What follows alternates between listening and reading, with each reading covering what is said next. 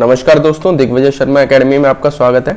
आज हम साइंस के एनसीईआरटी क्वेश्चंस करने वाले हैं एमसीक्यू के फॉर्म में, और आज हम साउंड नाम के चैप्टर को कवर करेंगे।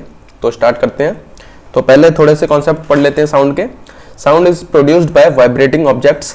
तो जब भी साउंड हमें सुनाई देती है तो कोई ना कोई ऑब्जेक्ट वाइब्रेट कर रहा होता है, ठीक है। Sound needs medium to propagate. तो साउंड को मोशन के लिए क्या है, मीडियम की जरूरत होती है। It can't travel in vacuum. तो ये वैक्यूम में ट्रेवल नहीं कर सकता है। तो साउंड की जो होती है ये वेव्स की फॉर्म में ट्रेवल करता है। तो एक होती है लॉन्गिट्यूडनल वेव्स और एक होती है ट्रांसवर्स वेव्स। तो इनके बारे में आपको ये पता होना चाहिए। लॉन्गिट्यूडनल वेव्स जो होते हैं उनके particles move in the direction parallel to the direction of wave.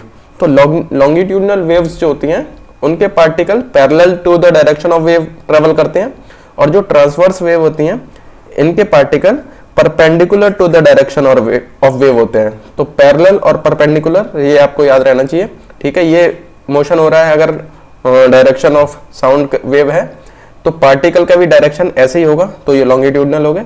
और अगर ये साउंड वेव का डायरेक्शन है और ये आपका है पार्टिकल का डायरेक्शन परपेंडिकुलर, तो ये क्या है, ट्रांसवर्स वेव हो जाएगा यहाँ पे, ठीक है। अगला देखते हैं। आगे है ये कंप्रेशन और रेयरफैक्शन, ठीक है। तो ये कंप्रेशन होता है region where the particles are crowded. तो सीधी सी बात है, अगर कंप्रेशन का मतलब ही होता है क्राउडेड है, बहुत पास पास हैं पार्टिकल्स, ठीक है।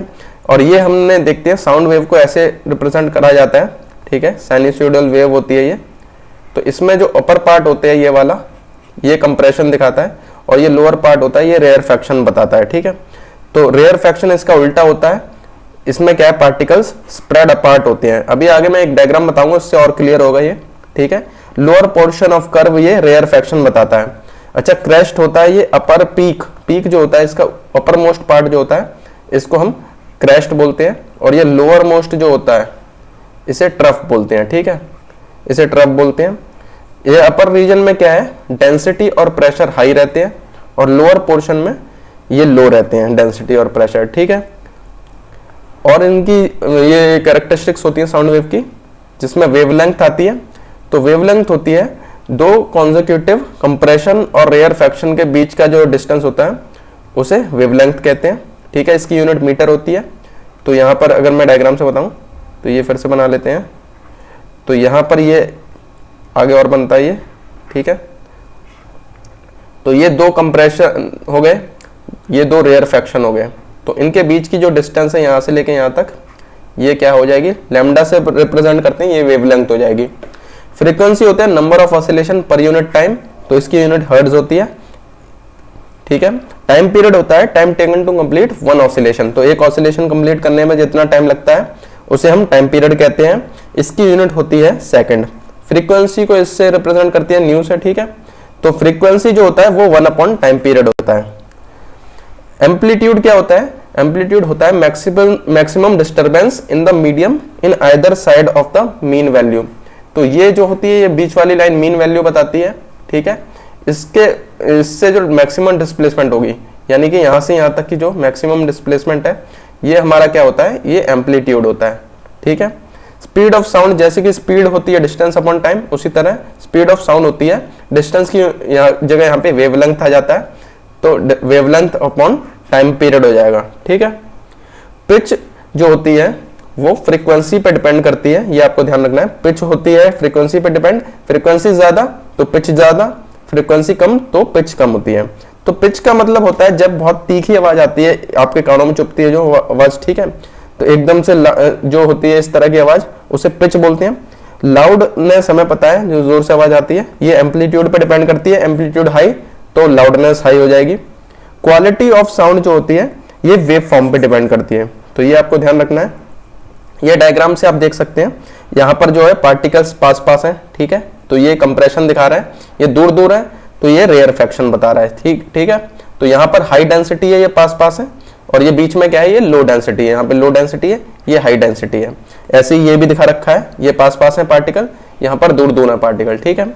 अगर यहाँ पे देखते हैं तो ये वाली मीन वाली लाइन है, तो मीन वाली लाइन से जो मैक्सिमम डिस्प्लेसमेंट है ये क्या है, हमारा एम्पलीट्यूड हो जाएगा। और दो यहाँ पे क्रेस्ट के बीच में जो डिस्टेंस है ये लैम्डा वेवलेंथ हो जाएगा, ठीक है।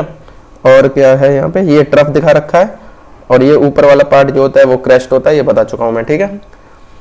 तो आगे देखते हैं। आगे है हियरिंग रेंज जो होती है वो 20 हर्ट्ज से 20,000 हर्ट्ज होती है।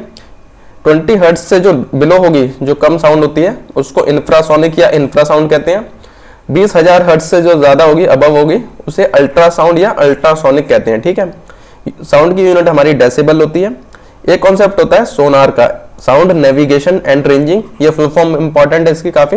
तो ये क्या करता है, अल्ट्रासोनिक वेव्स का यूज करता है to measure the depth of sea. तो इसका ये फॉर्मूला यूज होता है, जहां पर ये डी होता है, स्मॉल डी, ये डेप्थ ऑफ सी है, ये स्पीड होती है और ये टाइम होता है। जैसे डिस्टेंस होता है स्पीड इनटू टाइम, तो वही यहाँ पे है। ठीक है, ये स्पीड यहाँ पर स्पीड ऑफ साउंड यूज होती है। ठीक है, तो यहाँ पर देख सकते हैं इस डायग्राम में, जैसे यहाँ पर ये शिप है, तो यहाँ पर ये सोनार लगा होता है, इसका एक ट्रांसमीटर होता है, एक रिसीवर होता है। ठीक है, तो यहाँ पर क्या करते हैं, यहाँ सर साउंड वेव जाती है इस डायरेक्शन में, अल्ट्रासाउंड वेव जा रही है। तो नीचे अगर कोई आइसबर्ग वगैरह होगा, अगर नॉर्मली कोई आइसबर्ग नहीं है, तो ये साउंड वेव क्या है, कुछ टाइम के बाद वो डिटेक्टर के पास पहुंच जाएगी घूम के। ठीक है, तो ये 2 बार जा रहा है, यहाँ से यहाँ तक डी मान लिया। ठीक है, डेप्थ ऑफ सी, और उसके बाद ये घूम के वापस भी जाएगा, इसीलिए यहाँ पर 2D लिया जाता है डिस्टेंस के लिए। ठीक है, स्पीड ऑफ साउंड तो होगी।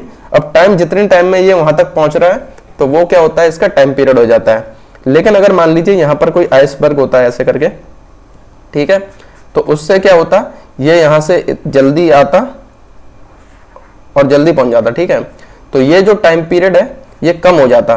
तो अगर टाइम पीरियड कम हो जाता तो उनको पता चल जाता नीचे कोई चीज है, इसीलिए ये जो है रिसीवर ने जल्दी रिसीव कर लिया उसको, वेव, साउंड वेव को। ठीक है, तो इस तरीके से हम पता लगा सकते हैं आगे कोई आइसबर्ग वगैरह या और कोई चीज है या नहीं। तो इस तरीके से हम पता लगा सकते हैं, और जो डेप्थ होती है सी की, वो भी इससे हम पता कर सकते हैं। ठीक है, अभी हम यहाँ पे स्ट्रक्चर ऑफ ह्यूमन ईयर देखेंगे। तो इसमें बहुत सारे पार्ट होते हैं, हमें मेन ये पार्ट्स पता होने चाहिए। पिन्ना होता है आउटर ईयर, ये पिन्ना यहाँ पे लिख रखा है, जो बाहर का पार्ट होता है जो हमको दिखता है ईयर में, वो आउटर ईयर होता है। ये साउंड को कलेक्ट करता है सराउंडिंग से।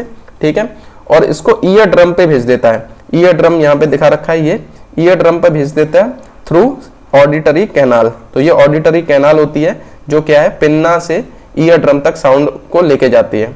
अब यहाँ पर क्या है, ये ड्रम, जैसे नाम इसका ड्रम है, तो यहाँ पर जब साउंड आती है तो ये क्या है, दब जाता है, और जब इसके कंप्रेशन में ये दब जाता है, मतलब अंदर की तरफ दब जाता है, और फिर जब रेयरफेक्शन आता है तो ये बाहर की तरफ, तो ऐसे ये वाइब्रेट करता है, अंदर बाहर। ठीक है, तो इसको हम टिम्पैनिक मेम्ब्रेन भी कहते हैं।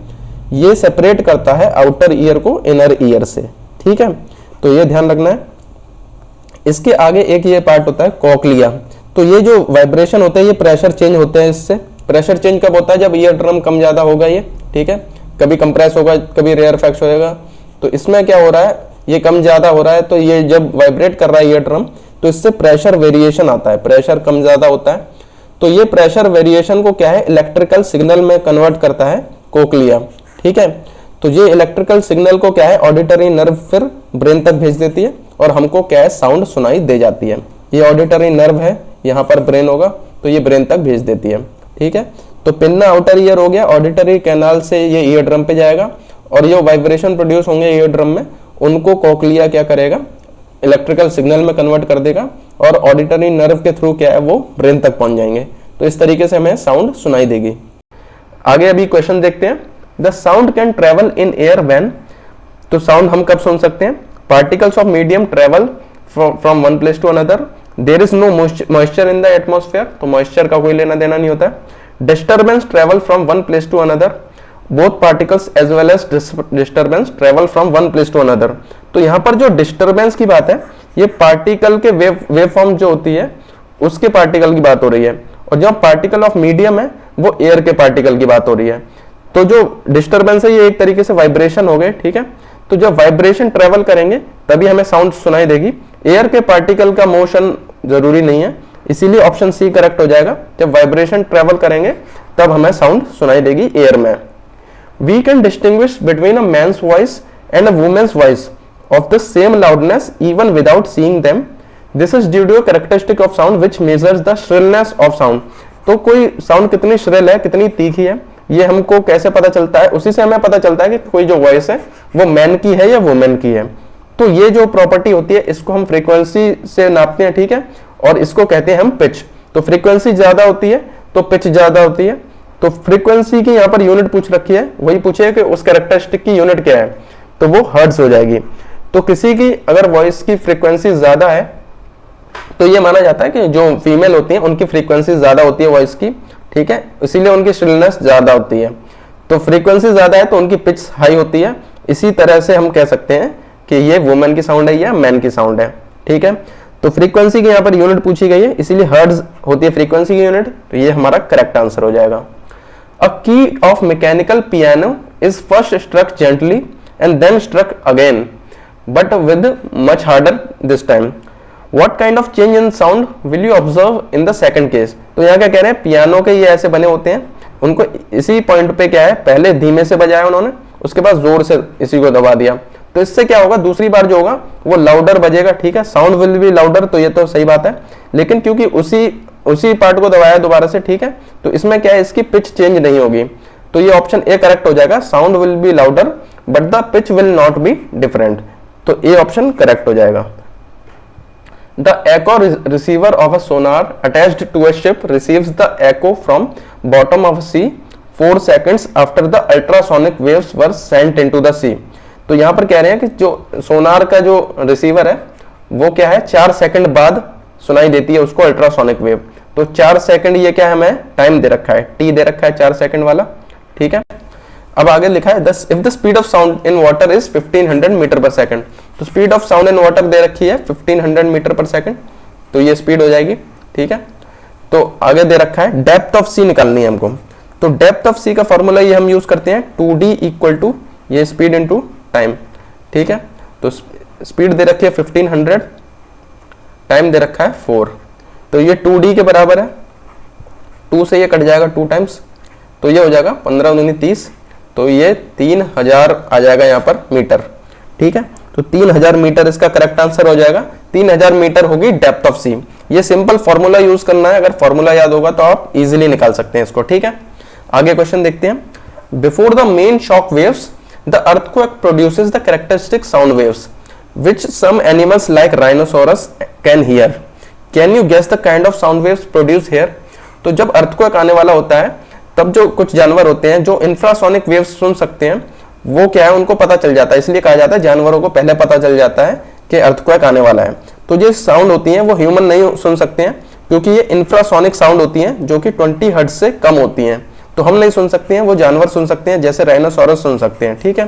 तो इसीलिए हमारा जो आंसर है इंफ्रासोनिक साउंड वेव्स होगा, जो कि सुनाई देती है राइनोसोरस को अर्थक्वेक आने से पहले। On increasing the temperature the speed of sound in air. तो जब हम टेम्परेचर इंक्रीज करते हैं तो speed of sound in air increase हो जाती है। The loudness measures the sound energy reaching the ear per second and depends on the amplitude of the sound wave. What is the unit used to measure the loudness of sound. तो loudness of sound जो है वो decibel में नापी जाती है, तो इसकी यूनिट डेसिबल हो जाएगी। We can easily distinguish between sounds of different singers even without having seen them. This is all due to different quality or timbre of their sound. On what factor does the quality of sound depend? तो ये हमने पढ़ रखा है, quality of sound जो है वो wave form पे डिपेंड करता है, ठीक है। तो ऑप्शन बी करेक्ट हो जाएगा, wave form. Before playing the orchestra in a musical concert a sitarist tries to adjust the tension and plug the strings suitably. By doing so, he is adjusting. तो जब भी जो strings को हम adjust करते हैं, जो भी म्यूजिशियन होते हैं वो जब स्ट्रिंग्स को एडजस्ट करते हैं, टेंशन को कम ज्यादा करते हैं, तो वो एम्पलीट्यूड, इंटेंसिटी या लाउडनेस को ये तो बाद में हम कम ज्यादा कर सकते हैं अपने प्रेशर से, लेकिन जो फ्रीक्वेंसी है उसको एडजस्ट किया जाता है, इनको एडजस्ट करके, जो इंस्ट्रूमेंट्स होते हैं उनको एडजस्ट करके खाली उनकी फ्रीक्वेंसी को एडजस्ट किया जाता है। Frequency of the sitar string with the frequency of the other musical instrument. तो सितार की जो फ्रीक्वेंसी है वो दूसरे म्यूजिकल इंस्ट्रूमेंट की फ्रीक्वेंसी के साथ मैच कराई जाती है, ठीक है, एडजस्ट कराई जाती है। तो ये ऑप्शन जो दूसरा वाला है वो करेक्ट हो जाएगा। तो ओनली ऑप्शन सेकंड जो है करेक्ट आंसर हो जाएगा यहाँ पे। The bats can fly in the darkness of night, ठीक है, the bats can fly in the darkness of night without colliding with the other objects by emitting special sound while flying. Which characteristic of sound is used by the bats to navigate, ठीक है, मैंने bats boats बोल दिया गलती से, ठीक है, bats है यहाँ पे। तो जो बैट होते हैं, चमगादड़ होती हैं, तो वो जब फ्लाई करती हैं तो वो क्या है हमारी अल्ट्रासाउंड यूज करती हैं फ्लाई करने के टाइम उनको दिखाई नहीं देता है, वो क्या है आगे साउंड वेव भेजती है और सोनार की तरह ही वो कितनी जल्दी वापस आ रही है वो उनके अंदर रिसीवर होता है, ठीक है। तो अल्ट्रासाउंड का यूज करते हैं बैट्स, ठीक है। You must have seen the doctor checking the sound produced in the chest और heart beat of the patient using a medical instrument called stethoscope. तो स्टेथोस्कोप का डॉक्टर यूज करते हैं, ठीक है। On what principle does this work? तो stethoscope किस principle पर वर्क करता है? तो स्टेथोस्कोप जो होता है वो मल्टीपल रिफ्लेक्शन पे वर्क करता है, तो आप इसको याद रखिएगा, ठीक है। The sound travels from particle to particle in the form of vibration and has different speeds in different mediums. तो साउंड की अलग अलग स्पीड होती है अलग अलग मीडियम में, ठीक है। The maximum speed of vibration which produce Audible sound will be in, तो ये ऑप्शन में से मैक्सिमम स्पीड कहाँ होगी? तो sea water, ground glass, human blood या ड्राई एयर। तो साउंड जो स्पीड की होती है वो सॉलिड्स में ज्यादा होती है, इसीलिए ग्राउंड ग्लास जो होगा ये करेक्ट आंसर हो जाएगा हमारा ऑप्शन में से, क्योंकि यहाँ पे लिक्विड है, ये भी लिक्विड है और ये एयर है, ठीक है। If the speed of a wave is 380 metre per second and frequency is 1900 hertz, then wavelength of the wave will be. तो हमारी डिस्टेंस का फॉर्मूला होता है स्पीड इनटू टाइम, तो ये बता चुका हूं मैं। डिस्टेंस की जगह क्या है, ये वेवलेंथ हो जाएगा। स्पीड हो जाएगा क्या पे, स्पीड हमारा हो जाएगा 380, ठीक है, यहाँ पे 380 दे रखा है। अब टाइम क्या होता है, ये 1 अपॉन फ्रीक्वेंसी होता है। फ्रीक्वेंसी होता है 1 अपॉन टाइम और टाइम होता है 1 अपॉन फ्रीक्वेंसी, तो इसको हम लिख देंगे यहाँ पे 1 अपॉन फ्रीक्वेंसी यानी कि 1900, ठीक है। तो अब इसको सॉल्व कर लेंगे, 0 से यहाँ पे 0 कट जाएगा, 38 19 के 2 टाइम्स जाता है, तो ये नीचे 20 रह जाएगा, नीचे 10 रह जाएगा, ऊपर 2 आ जाएगा, ठीक है। अब 2 अपॉन 10 रह जाएगा, तो ये हो जाएगा 0.2। ये दोबारा बता देता हूँ, 380 का यहाँ पे क्या है 1900 से डिवाइड किया है, ठीक है।